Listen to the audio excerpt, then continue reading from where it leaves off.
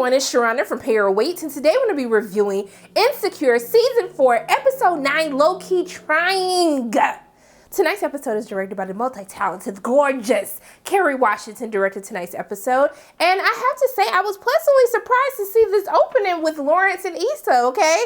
Because last week, I felt like things were kind of like, I felt as though we had this closure moment.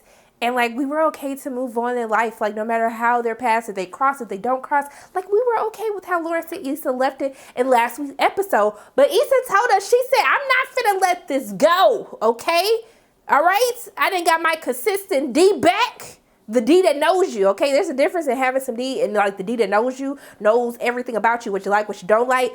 That's on another level, okay? It's hard to find something like that. So I said, you know what, Issa, when this montage opened up, I said, I can't be mad at you. I can't. I cannot be mad at you. I'm totally okay with this. I'm totally here for this. So we see that they still been hanging out, okay? She be getting those walls thrown in, okay? She be getting the walls knocked out, okay? The entire time. That's all they've been doing. Being all lovey-dovey, watching TV, smashing, going back to conversing a little bit more, lovey-dovey, watch TV, smash again, okay? I said, you know what? This couch done seen more action than like a lot of people's bedrooms, especially for the lonely people like me during this pandemic. But that's a whole nother story. But I was like, you know what? I am here for this. Like, they had great chemistry. It looks like they're just having a really great time.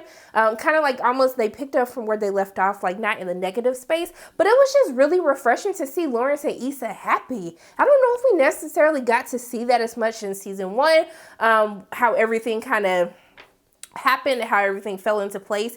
You know, I never saw them just like in a happy relationship, just happy to be around one another, just black love at its finest. I was like, I could get used to this. This is the relationship that I can actually support. But we see that she ends up getting a text from Nathan. She had promised Nathan that she was going to help Nathan unpack. And so, you know, when he reminded her, like, hey, like, are you still coming to help? She has a conversation with Lawrence, and she's like, hey, I'm just trying to be open and honest, you know, because I don't want to mess up whatever we have going on.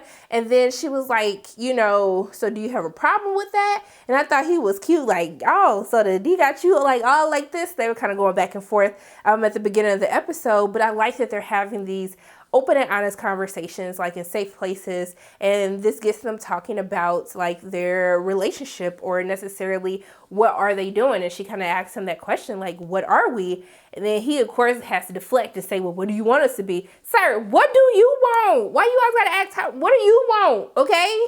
She been low-key trying with you and Molly, okay? She came to you and said, I don't want to mess this up. I don't want to leave. She took one for the team, swallowed her pride, and said what she needed to say. You figure out what y'all want to do. That just made me a little, I be having this PTSD from how Lawrence used to be. And then sometimes when he does stuff, it triggers me a little bit. And that triggered me when he said that. What do you want, sir? She ain't got to answer every question. She asked you a question first. So then she kind of brings up condolences. So this episode is called Low-Key Trying, and I've really been trying not to be petty, but I'm gonna have to say, since 2020 has already been raggedy, like, we're gonna have to move that to 2021, and I'm just gonna have to say, I told you that condolences wasn't pregnant. I told you that in the year of 2020, when we have enough going on in the world, that they would not Melanie and Derwin us, okay? But y'all was all up and down my comment section talking about condolences is pregnant, canola oil is pregnant, condom is pregnant. Whoever said condom, I was just like, y'all gonna call this girl condom, but I cackle. I know, I'm petty. It's okay. But still, y'all was all up on my social media mentions like condolences is pregnant. No, she's not. And when he said I dated that, I had a conversation with her and it's dead, that means it's dead. There's no baby, never was a baby, never thought of a baby. So let's drop it. Condolences is gone. I better not see her no more. Ever. We're not even gonna mention her name anymore. I just wanted to take a moment to say that. But yeah, back to the review, you guys. So, you know, she also asked him about San Francisco. You know, he's been interviewing for a job. He wanted to see if there were bigger opportunities for him elsewhere. And so he kind of says, like, you know, we're nowhere near having to discuss that because, to be quite honest, I got to first do the interview, right? But all of us knows that Lawrence is going to do well in the interview. And we kind of get that towards the middle part of the episode where we see that Lawrence tells the interview went really good. And so I'm assuming that there's going to be a decision that Lawrence is going to have to move, and either he's going going to want Issa to go with him, or Issa's going to have to make the decision to do it long distance, or so on and so on, okay? So, we see that she ends up calling her brother. So Issa wants to have a conversation with someone, because when you are in this like weird new thing, you want to make sure that you're not crossing boundaries, or that you're not, getting yourself in trouble. And so she calls Kelly. Kelly doesn't answer the phone, and Kelly got this whole Spanish version of her voice message, which was literally hilarious. But I was like, you know what, Kelly, you better include everybody. So then we see she tried to call her brother. Her brother at this restaurant, he ate something that was a little bit too hot for him. But when he said, does Lawrence know that you guys are together? I said, sir, what do you mean by that? Why wouldn't Lawrence know that they were together or not? I was really confused. But when he called Nathan a red bone, I fell out. I had to pause it, because I was like, he really just called him a red bone. I can't do this right now. So she calls Molly, or we think she calls Molly, and she kind of has this conversation with her, and then Molly goes off because she brings up the fact that she's with Lawrence and she wants to talk to her about it. So Molly's like, you the still same messy, selfish Issa. But then we realized that was her fantasizing that in her mind. But she does end up calling Molly because she does want to have a discussion with her. She does miss her, and she decides to ask her to meet for brunch. So I'm very conflicted about this whole thing with, I get Issa trying to respect the boundaries with Lawrence, but y'all, I grew up in the church, even though sometimes it seemed like I'm a heathen. You know what? I am a heathen. It's okay. I can admit that. My mother calls me a heathen all the time. But you know what? If you ain't married, you're single, honey. Let me say that again. If you are not married, if there is no ring on this finger, you're single, right? Okay? Because when she asked Lawrence that question, what are we trying to do?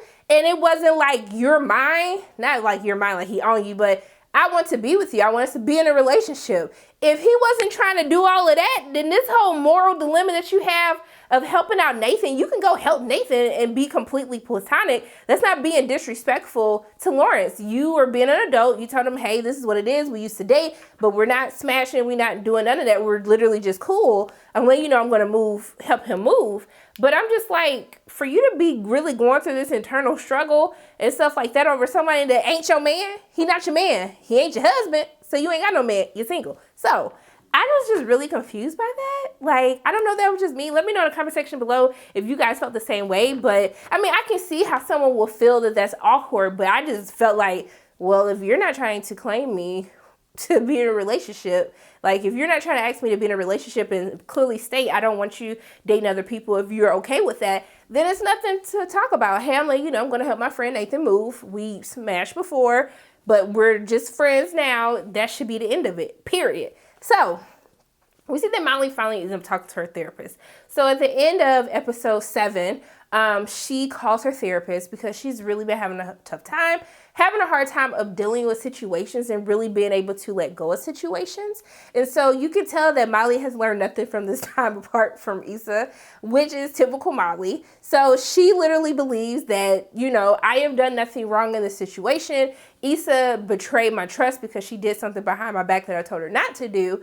And so essentially her therapist asks her, like, if you could have done something different with how things played out at the block party, like, would you have done something different? And she said no. And I said, Molly, there has to be like some self-reflection in yourself to understand that, like, it takes two to tango. Like, you literally almost started a fight. You ruined her entire event. You're telling me that there's nothing that you would have done differently? Like, girl, like, ooh, I was just like, read the room. Even I know the therapist wanted to curse your behind out, but you paying her money. And so she basically asked the question, okay, so do you want to be with Issa? Like, do you want to have this friendship? Do you want this relationship? Because sometimes you just have to be the bigger person. And I was like, thank you. I was like, Molly, you might be right in most situations, but sometimes you just have to be the bigger person. And if the relationship is worth fighting for, then you do what you got to do. I'm really confused by why Molly holds all these grudges. Like, what we seen, like, at work, what we seen with her father, like, it's just a lot. It has to be a lot to internalize all of that and to always think that you're right, when you should really kind of take a step back and be like, who is the common denominator in all of these situations? It's your behind. So, she ends up, when she comes home, she tells Andrew what happens. But what I need to know is, why is Andrew always rushing off the phone? Is he talking to Victor? Is he talking to someone else? But he's always talking to someone. He rushes off the phone when she comes home. Now, I know some people, like my best friend, when she comes home to her husband, like, she gets off the phone. Like, you're not supposed to be on the phone. I don't know if it's that, but it just seems weird that he's always rushing off the phone when she walks into the house. I don't think he's doing nothing crazy, but I just thought it was weird, like, because it's not the first, second, or third time that he's done that in this season alone. So they come home. She kind of tells her everything, and Andrew is really trying to be like, help her, guide her, to help her understand without telling her, like, you dead ass wrong. And she just doesn't see it. She always feels like someone's not on my side. You're not on my side or whatnot. I don't know, but there's a bigger situation brewing with Andrew and Molly. And so Andrew invites her to this basketball game. His brother Victor got some tickets, and he wants them to go to the Clippers game. But she says, no, like, I don't want to go. I kind of want to just chill at home. And so, like I said, there should have been a conversation to be had when they got into it on the vacation, her and his brother Victor. And I feel as though with Molly and Andrew's relationship, this is why I feel as though they should not be together, because they let way too much stuff slide without having a conversation. It's like they're both striving so hard to try to make this relationship work that they don't want to do the work and talk through their problems. They like to sweep it under the rug, keep it moving, be in this fake lovey-dovey, la-la land, like, I don't understand it. And it seems like that's going to start coming to a head. And from what we saw in next week's episode, there's going to be a discussion that needs to be had. And I kind of think that they're going to break up. And I think that that's probably for the best. She's more concerned with saying that she's in a relationship, that she's in this long relationship. Even when she's talking to her therapist, like, this is the longest relationship I've ever been in and stuff like that. Why is it the longest relationship that you've been in? Why are you trying so hard to make this work? It shouldn't be this much to make something work, girl. I don't understand. Like, even if you can be in like a dysfunctional relationship, even when that person is nice to you and good to you, right? There still can be dysfunction. And I just don't believe this for Andrew and Molly. I just don't care for the relationship anymore. So Issa ends up having brunch with her. And so they meet. They have a very surface level conversation. I was just like, wow, y'all did all of this to not have a discussion about what really happened. I was just like, this is a waste of all of our times even having to watch this or even having y'all tease this in last week's episode. But I think it goes back to Molly never feeling as though that she has to be the one to, if she feels wrong, she feels as though that other person has to be the one to bring it to her. We saw this with her dad, how she was being passive aggressive with her father. We're seeing this with Issa. We even saw this with we see this a little bit with Andrew and Molly. He's like walking on eggshells trying not to set her off, right? So they have this basic conversation. And Issa's trying, but it's like she can tell that Molly is still kind of like, I don't know about you. And so they kind of like, okay, like, it's okay, it's whatever. Even Andrew was like, well, why didn't you say something? Like, why didn't you meet her halfway? If she called you, you could have brought up the issue since it's still bothering you. And I was like, thank you, Andrew, for being the voice of reason, because I don't understand why she's so prideful. Girl, I ain't never, what is it, like, pride come before the fall? Yeah, I'm trying to think of all the things my mama used to say to me growing up. So, Issa ends up going to help Nathan, and she is very awkward. She doesn't know how to be around him, because clearly you can tell that, like, even with them being friends, there was a flirtation, to them. And it was okay for her to do that because there were no strings attached. Like, she was just living her best life. So she's very awkward. And then they get into this serious conversation when Issa tells him, like, hey, I decided me and my ex are going to make things work. Then he got real messy, honey, and basically says, well, the one you cheated on? I'm like, wow, that's what we doing? We bringing up our past like that, and we trying to move forward to the future for our growth? That's what you say? And then he was like, well, he real sometime. I was like, well, Nathan got a point right there. He is sometimey. But, she was like, well, at least he knows how to talk through his feelings and don't disappear on nobody. I said, ooh. And then finally, the conversation that I've been asking for them to have since last season, where they addressed what happened with Nathan and his and him being diagnosed with bipolar. So even she had to get serious, like, oh, I'm so sorry. And I'm just like, hey, like, it doesn't excuse Nathan disappearing on her and still not telling her what happened. But I think it's very important that we have these conversations that, there may be something bigger at play. And he was dealing with being bipolar. And also too, trying to navigate, like, how do you navigate that? But he does make it clear to Issa that I want to surround myself with people that I really care about and the most important people in my life. And you are one of those people. And I'm like, hold up, Nathan. She said she's trying to get back with her ex. Don't mess this up for her. But I'm happy. I hope they have more conversations about that. I'm glad that they brought it up. And especially like with men, it's okay like to have mental illness and to be able to deal with it. And you can still be in loving relationships. You can still have a great life. It's fine. I'm happy that they're bringing this like representation to the screen. And I thought it was a very good discussion that they had. And the fact that Issa, even though they were kind of being petty with one another before, you know, they got serious and, they had a good conversation about it. But we see that Nathan and Issa ends up going back to his old place, since the whole point was he was moving out. And also, too, he's taking over the barbershop, him and his friends. But they walk in on Molly and Andrew having this argument, and it's clearly awkward. Like, everyone senses the tension. And it's really because Andrew's like, are you going to just ignore my brother forever or avoid him? Like, that's not okay. It's not cool. And I don't like having to lie for you, even though you didn't ask me to. No, like, we need to figure this out. But Issa and Nathan interrupt. Then they up having this little, like, they drinking, having food, whatever. And then Molly messed up and sent Issa the text message she was supposed to be sending to Andrew saying, see, I'm trying with her. And so Issa gets upset and she walks out.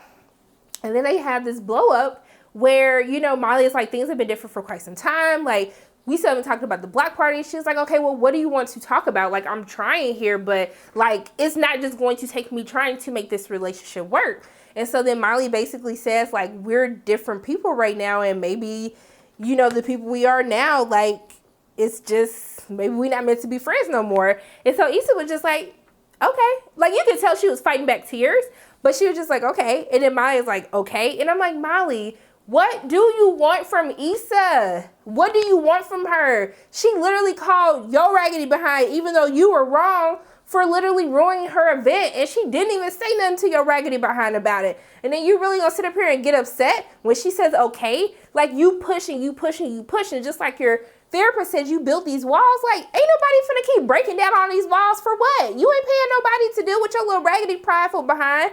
So she basically leaves, and that's kind of how the episode ends. And so I think it's good to note that sometimes like friendships are for a season. It doesn't take away from what that friendship was, but sometimes you can't be the only person putting in work. It takes two people to make this relationship work. And so I'll be very interested to see what happens with Issa and Molly going forward. But I love the dialogue and the conversations that were had in this episode. The vulnerability from Issa and Lawrence really trying to be honest with one another, and also too her being honest with Nathan, and also too having like that crucial conversation with Molly, like, I can't be the only one trying here. So if you don't want to do that, like, there's nothing else to do. Like, you want to be done, we're done. I'm not about to chase after you. So I really hope Molly gets it together, because it seems like her and Andrew gonna break up next week, and Issa and Molly are done. So I just really hope that you get your life together, boo-boo, okay? Because you got some stuff you got to work through. So those are my thoughts on episode 9. It's Insecure season 4, episode 9, Low Key Trying. Beautifully directed episode with Kerry Washington. Some great conversations were had. Really glad that they addressed the mental health, friendships ending, sometimes having to be the bigger person. So those are pretty much my thoughts on the episode. As always, my name is Sharonda from Pay Your Weight. And if you like what you saw today, make sure you hit the like button, hit subscribe, share this video with your friends, and make sure you hit the notification bell. And I love you guys 3000. I'll see you soon.